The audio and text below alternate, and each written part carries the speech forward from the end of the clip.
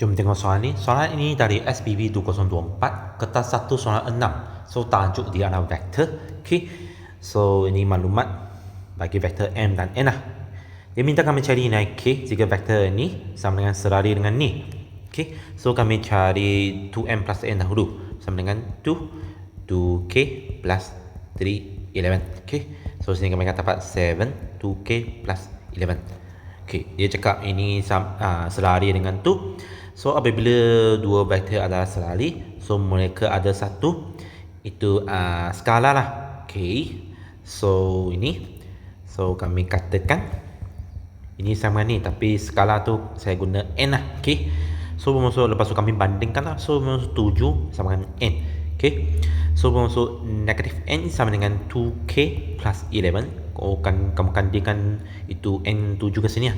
So negatif 7 sama dengan 2K plus 11. So bermaksud 2K sama dengan negatif 18. So bermaksud K equal to negatif 9.